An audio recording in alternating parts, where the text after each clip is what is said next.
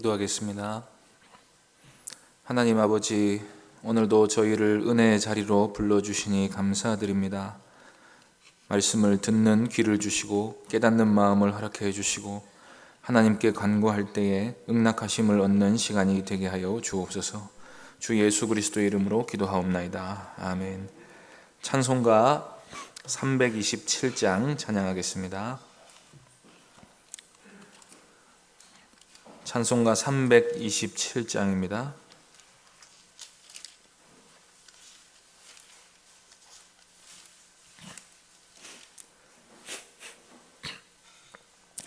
찬송가 327장 함께 찬송하겠습니다. 주님 주실 화평 믿음 얻기 위해 너는 정성껏 기도했나. 주의 제단 앞에 모두 바치기 전 복을 받을 줄 생각 마라. 주의 제단에 산제사 드린 후에 주의 맘을 주장하니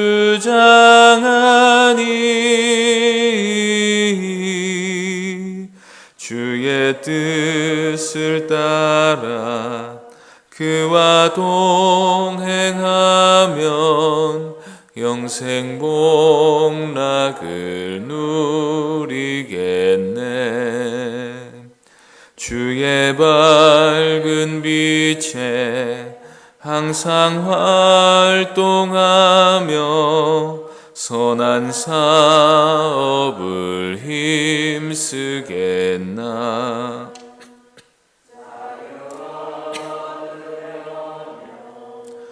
주의 뜻을 따라 너의 모든 것 희생하라.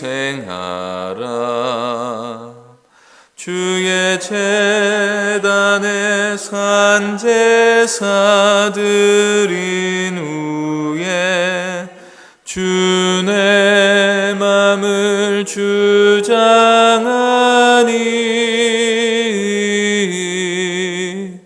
주의 뜻을 따라 그와 동행하면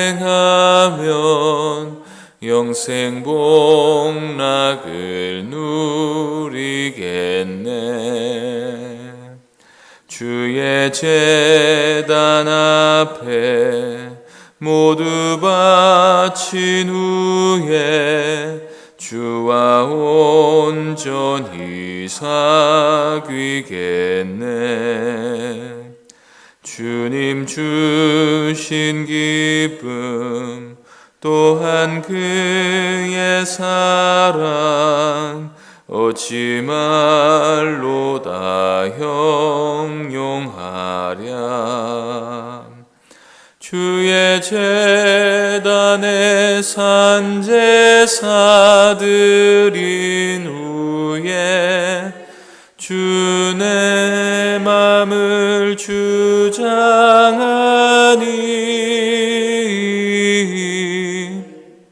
주의 뜻을 따라 그와 동행하면 영생 복락을 누리겠네. 하나님 말씀은 요한 1서 4장 9절에서 12절까지 말씀입니다. 요한 1서 4장 9절부터 12절까지 신약성경 392쪽에 있습니다. 요한 1서 4장 9절부터 12절까지 한 절씩 교독하겠습니다. 하나님의 사랑이 우리에게 이렇게 나타난 바 되었으니 하나님이 자기의 독생자를 세상에 보내심은 그로 말미암아 우리를 살리려 하심이라.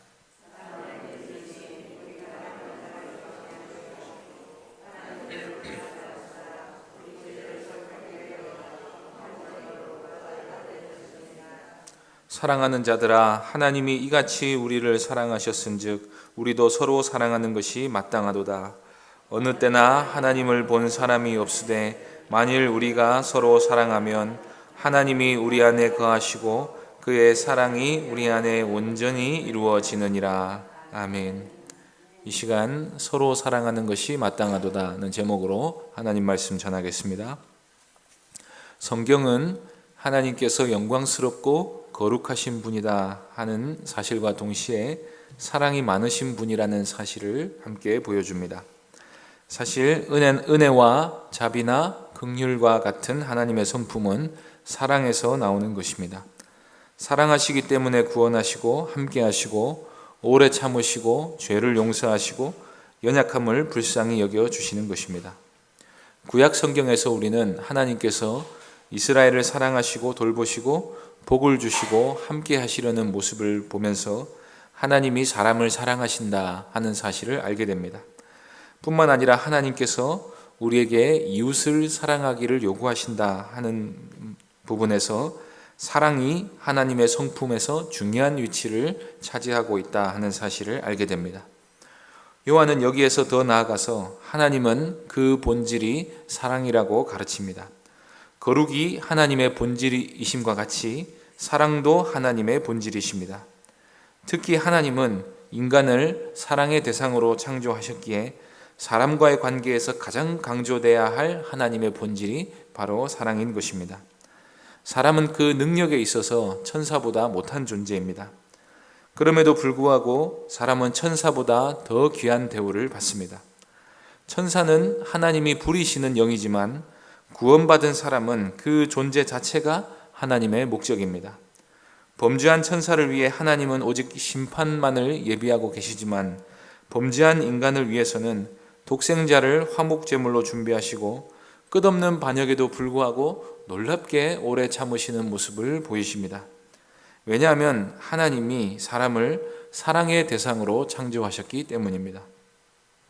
사람이 만물 중에서 가장 높은 지위를 가졌다는 것은 하나님이 그의 형상대로 사람을 지으셨다 하는 부분에서 잘 드러납니다. 하나님이 자신을 닮은 존재를 지으셨다는 것은 하나님의 모든 것을 쏟아부으실 마음이 있으시다는 것입니다. 이 사실을 하나님께서 사람에게 복을 주실 뿐 아니라 사람에게 많은 기대를 하고 계시다는 데서도 잘 드러납니다. 하나님은 사람에게 많은 요구를 하십니다. 율법의 많은 조항과 성경책의 두께는 우리를 향하신 하나님의 관심과 기대와 소원이 얼마나 많은지를 보여주는 것입니다. 그 요구의 핵심은 하나님을 닮으라 하시는 것입니다. 하나님을 닮아서 하나님의 사랑 안으로 들어오라 하시는 것입니다. 하나님과 함께 살자고 하시는 것입니다. 우리는 하나님을 향해 그런 마음이 없었다 할지라도 우리를 향하신 하나님의 사랑은 태초부터 변함이 없으십니다. 그래서 내가 너희 안에 너희가 내 안에 거하게 하시겠다고 하십니다. 하나님은 우리 안에 온전히 영원토록 거하고 싶어 하십니다. 그래서 독생자의 피와 살을 영생을 위한 양식으로 주시면서까지 하나님 안에 거하게 하시려고 하셨던 것입니다. 만일 우리가 아브라함이 이삭을 제물로 바치려는 장면이 너무나도 끔찍하다고 생각이 된다면 실제로 독생자를 희생제물로 내어주신 하나님의 사랑 역시도 끔찍한 것이라고 말할 수밖에 없습니다. 예수님의 십자가 처형은 끔찍하고도 잔인한 것입니다. 그런데 하나님이 그 일을 행하셨습니다. 희생제물의 가죽을 벗기고 내장을 꺼내고 각을 뜨고 그 전체를 불살라드리는 구약의 제사처럼 하나뿐인 아들을 대속을 위한 제물로 내어주셨습니다. 무엇 때문에 그런 말도 안 되는 일을 행하셨습니까? 이것은 단순히 하나님이 우리를 사랑하신다 하는 정도로는 설명이 되지 않습니다. 그래서 요한이 깨달은 바가 이것입니다. 하나님이 독생자를 세상에 보내셔서 우리 같은 죄인을 사랑하신다 하는 사실을 보여주신 것은 하나님이 우리를 사랑하시는 정도가 아니라 하나님의 본질이 사랑이시다 하는 것 외에는 설명이 되지 않는다는 것입니다. 십자가는 하나님의 사랑의 표현의 절정입니다. 이보다 더 하나님의 사랑을 분명히 보여줄 수 있는 것은 없습니다. 예수님께서도 제자들에게 사람이 친구를 위해 목숨을 버리면 이보다 더 큰 사랑이 없다고 말씀하시고 제자들을 가리켜서 이제부터 너희들은 내 친구다 라고 말씀하셨습니다. 목숨을 준다고 해서 그 사랑이 얼마나 큰지 다 알려지는 것은 아닙니다. 그러나 사랑을 표현하는 방식에 있어서 상대방을 위해 목숨을 내어주는 것보다 더 크게 사랑을 표현할 수 있는 방법은 없습니다. 예수님은 친구를 위해 목숨을 버린다고 하셨지만 사도들은 결코 그렇게 표현하지 않았습니다. 예수님은 죄인을 위해 죽으신 것입니다. 회개하고 돌아온 죄인을 위해 목숨을 버리신 게 아니라 여전히 죄악 중에 살고 있는 우리들을 위해 죽으셨습니다. 로마서 5장 8절에서 이렇게 말씀합니다. 우리가 아직 죄인 되었을 때에 그리스도께서 우리를 위하여 죽으심으로 하나님께서 우리에 대한 자기의 사랑을 확증하셨느니라. 이런 사랑은 없습니다. 보지도 듣지도 못한 사랑입니다. 우리는 이로써 하나님의 사랑의 크기가 얼마나 큰지를 알게 되었습니다. 하나님의 사랑은 하나님만큼이나 큽니다. 하나님의 사랑은 하나님처럼 영원합니다. 하나님의 사랑은 하나님처럼 아름답습니다. 본문 9절과 10절에서 요한은 이 하나님의 사랑이 우리에게 어떻게 나타나게 되었는지를 말씀해 줍니다. 9절 보시겠습니다. 하나님의 사랑이 우리에게 이렇게 나타난 바 되었으니 하나님이 자기의 독생자를 세상에 보내심은 그로 말미암아 우리를 살리려 하심이라. 상대방에게 내가 당신을 사랑한다 하는 사실을 알리려면 반드시 그 사랑을 표현해야 합니다. 부부가 서로 사랑할 때는 사랑한다는 말만으로도 서로의 사랑을 충분히 확인할 수 있습니다. 아니, 말하지 않아도 몸짓과 행동만으로도 충분히 알 수 있습니다. 그러나 상대방이 자신이 사랑받고 있다는 사실을 의심하고 있을 때는 무언가 특별한 방식으로 사랑을 증명해내야 합니다. 이 관계를 깨뜨릴 생각이 아니라면 다시 화목해서 충만한 기쁨을 회복하고 싶다면 내가 당신을 사랑한다는 사실을 어떻게든 알려야 합니다. 그런데 하나님과 우리 사이의 문제는 우리가 스스로 하나님을 멀리 떠났다는 것입니다. 하나님이 우리를 사랑하시는 게 부담스럽고 싫다고 말했습니다. 하나님이 없는 세상에서 마음 편히 살고 싶다고 말합니다. 그게 바로 죄인입니다. 그런데 하나님이 그렇게 악한 우리를 사랑하기를 그치지 아니하셨습니다. 때문에 우리의 죄를 단순히 반역이다, 악이다 그렇게만 보지 않으시고 질병으로도 보셨습니다. 마가복음 2장 17절에서 예수님이 이렇게 말씀하십니다. 건강한 자에게는 의사가 쓸데없고 병든 자에게야 쓸데있느니라. 나는 의인을 부르러 온 것이 아니요 죄인을 부르러 왔노라. 사람은 죄라는 병에 걸려 죽어가고 있다는 말씀입니다. 예수님은 그런 우리를 치료하려 오셨습니다. 그런데 치료약이 예수님의 피입니다. 그것밖에는 방법이 없습니다. 그래서 하나님이 우리를 위해 독생자의 피를 기꺼이 내어주기로 하셨습니다. 하나님을 거절하고 배반해서 끊임없이 하나님의 사랑으로부터 도망하는 우리를 살리시기 위해 하나뿐인 아들의 목숨을 죗값으로 내어주셨습니다. 요한은 이 사실을 다음과 같이 표현합니다. 10절 보시겠습니다. 사랑은 여기 있으니 우리가 하나님을 사랑한 것이 아니요 하나님이 우리를 사랑하사 우리 죄를 속하기 위하여 화목제물로 그 아들을 보내셨습니다. 우리가 하나님을 사랑한 것이 아닙니다. 우리는 하나님을 사랑한 적이 없습니다. 하나님을 사랑하는 것이 창조의 목적이고 의요 율법인데도 불구하고 우리는 하나님을 사랑하지 않았습니다. 그런데 하나님이 우리를 사랑하시되 끝까지 사랑하십니다. 그래서 우리를 살리시기 위해 죄를 속하기 위해 화목제물로 그 아들을 주셨습니다. 십자가 사건은 예수님이 대속제물이 되셨다는 사실을 보여줍니다. 그리고 그 목적은 하나님과 사람 사이를 화목시키는 것입니다.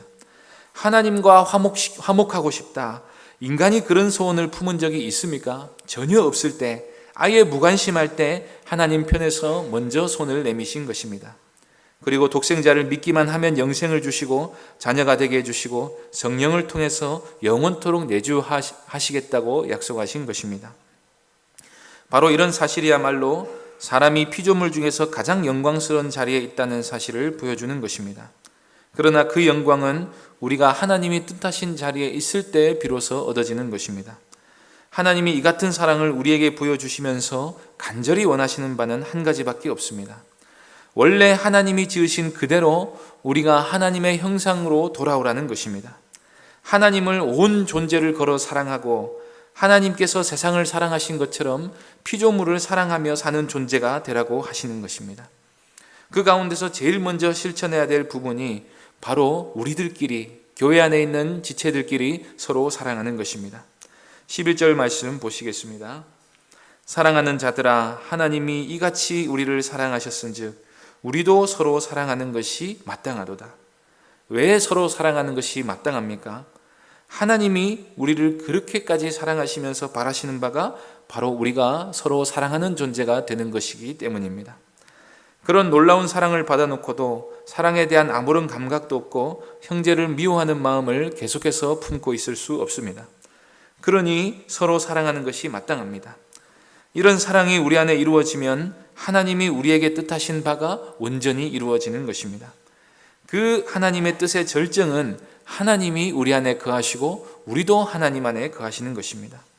창조주께서 우리같이 천한 몸에 거하고 싶으시다고 하십니다. 그러니 서로 사랑하는 것이 마땅하다는 것입니다. 12절 말씀 보시겠습니다. 어느 때나 하나님을 본 사람이 없으되 만일 우리가 서로 사랑하면 하나님이 우리 안에 거하시고 그의 사랑이 우리 안에 온전히 이루어지느니라. 우리가 서로 사랑하면 볼 수 없는 하나님께서 우리 안에 거하신다는 사실을 알게 됩니다. 우리뿐만 아니라 다른 사람도 알게 됩니다. 하나님은 언제나 우리와 함께하고 싶어 하십니다. 그것이 창세기부터 계시록까지를 관통하는 하나님의 크신 소원입니다. 그런데 우리는 하나님이 왜 함께하지 않으신다고 느끼며 살아갑니까? 그것은 우리가 하나님이 충만히 거하실 만한 상태로 살지 않기 때문입니다. 우리가 악을 행하고 서로를 향해 가인처럼 미워하는 마음을 품고 있기 때문에 하나님의 사랑이 우리 안에 온전히 이루어짐을 경험하지 못합니다. 이럴 때는 함께하여 주시기를 간구할 것이 아니라 미움을 버리고 서로 사랑하는 연습을 해야 합니다. 내 감정을 따라 사랑할지 말지를 결정하는 것이 아니라 그리스도께서 이런 나도 사랑하지 않으셨는가?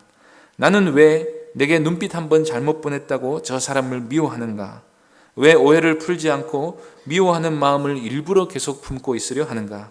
시기로 얼룩진 마음으로 상대를 미워하면서 왜 옳고 그름만을 가지고 상대를 판단하려 하는가? 그리스도께서는 이런 배은망덕한 자도 사랑하시고 정죄하지 않으시고 모든 책임을 다 뒤집어 쓰시면서도 나를 사랑하셨는데 나는 왜 내게 100데나리온 빚졌다고 상대가 없어지기를 바라는가 하면서 그리스도의 사랑을 묵상하는 가운데 상대를 사랑하려고 애써야 합니다. 그러면 그 하나님의 사랑이 우리 안에 온전히 머물면 하나님의 성품을 따라 우리가 서로 사랑하면 하나님의 사랑이 우리 안에 온전하고도 충만히 이루어지게 됩니다. 하나님의 이런 사랑이, 하나님께서 이런 사랑의 사람이 되게 하시기 위해서 우리를 구원하신 줄로 믿습니다. 이 충만한 사랑이 있으면 우리 안에 충만한 기쁨이 있게 됩니다. 예수님께서도 내가 너희에게 이것을 이루는 것은 내 기쁨이 너희 안에 있어서 너희의 기쁨을 충만하게 하려는 것이라고 말씀하셨습니다. 우리가 하나님의 사랑이 어떤 사랑인지를 만분의 1이라도 깨닫게 되기를 원합니다. 그 사랑을 깨달은 사람은 서로 간에 사랑하는 것을 마땅하다, 당연하다고 말하게 됩니다. 그리고 그 사랑을 베푸신 하나님께서 우리 안에 충만히 거하시도록 자신의 자리를 하나님께 내어주게 됩니다. 그러면 창조의 질서가 회복되어서 우리 안에 영원하도록 샘솟는 기쁨이 생기게 됩니다. 그 기쁨의 근원이 바로 사랑입니다. 이 은혜가 오늘 모인 모든 성도님들 가운데 충만히 있으시기를 바랍니다. 기도하겠습니다. 아버지 하나님, 하나님을 사랑하고 이웃을 사랑하는 존재로 지으셨는데 우리가 범죄하여 하나님을 떠나 자기 자신을 이기적으로 사랑하는 죄악된 존재가 되었습니다. 하나님을 거절하고 하나님을 멀리 떠난 우리를 사랑하시기 위해, 우리를 살리시기 위해 화목제물로 독생자를 우리에게 주신 줄로 믿습니다. 우리가 예수님을 믿어 지금 이 자리에까지 나왔는데 하나님의 사랑이 우리 안에 온전하고도 충만히 이루어지기 위하여서 우리가 미움을 버리고 서로 간에 깊이 사랑하는 하나님의 자녀가 되게 하여 주시옵소서. 주 예수 그리스도의 이름으로 기도하옵나이다. 아멘. 하늘에 계신 우리 아버지여, 이름이 거룩히 여김을 받으시오며 나라의 임하옵시며 뜻이 하늘에서 이룬 것 같이 땅에서도 이루어지이다. 오늘날 우리에게 일용할 양식을 주옵시고 우리가 우리에게 죄 지은 자를 사하여 준 것 같이 우리 죄를 사하여 주옵시고 우리를 시험에 들게 하지 마옵시고 다만 악에서 구하옵소서. 대개 나라와 권세와 영광이 아버지께 영원히 있사옵나이다. 아멘. 이 시간 말씀을 기억하며 기도해 주시고 교회당 건축과 임시 조서로의 이전 문제를 두고 기도해 주시기 바랍니다. 병중에 있는 성도들과 우리 주일학교 자녀들의 믿음을 위해 기도해 주시고 개인적으로 기도하시기 바랍니다.